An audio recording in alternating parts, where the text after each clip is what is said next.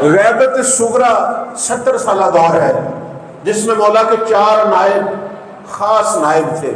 اس دور کی خصوصیت یہ تھی مولا اپنا نائب خود معین کرتے تھے، خود فلاں ابن فلاں میرا نائب ہے۔ اور دوسری خصوصیت یہ تھی امام کو خط لکھے جاتے تھے اور امام اپنے قلم مبارک سے جواب دیتے تھے، جسے ہم توقیع شریف کہتے ہیں۔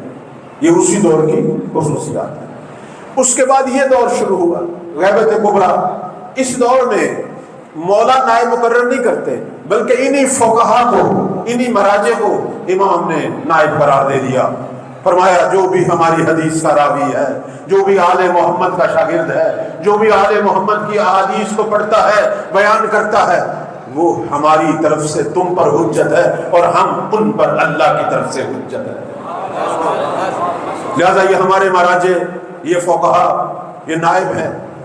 اب خط نہیں لکھا جاتا، اب خط نہیں لکھا جاتا۔ یہ جو آپ نیمہ شعبان میں ہمارے بعض جگہوں پہ رسم ہے، البتہ میں تو اس کو اچھی رسم کہتا ہوں، مولا سے درد دل کرنا، عریضہ لکھنا۔ خط نہیں لکھا جاتا، اس دور میں عریضہ لکھا جاتا ہے، عریضہ لکھتے ہیں۔ بلکہ میں بعض دفعہ اپنے عزیزوں اور بھائیوں کو کہتا ہوں عریضہ لکھنے کے لیے آپ نے سال میں 1 دن کیوں رکھا ہوا ہے؟ عجیب بات نہیں ہے؟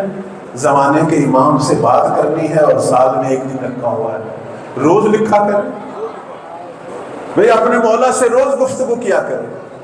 بعض ہمارے لوگ یہ سمجھتے ہیں کہ ہم یہ جو عریضہ لکھتے ہیں، اب تو بڑی رسمیں ہیں، وہ اس کو آٹا لگاتے ہیں پھر پانی میں کنویں میں ڈالتے ہیں۔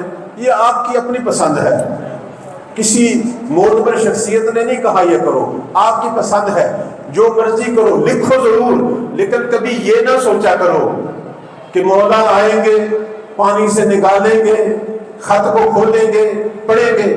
آج ہم اس دور میں ہیں کہ اپنے ناقص علم سے اتنی پاور حاصل کر چکے ہیں کہ ہم لکھ رہے ہوتے ہیں اور ادھر ہزاروں میل دور بیٹھا پڑھ رہا ہوتا ہے۔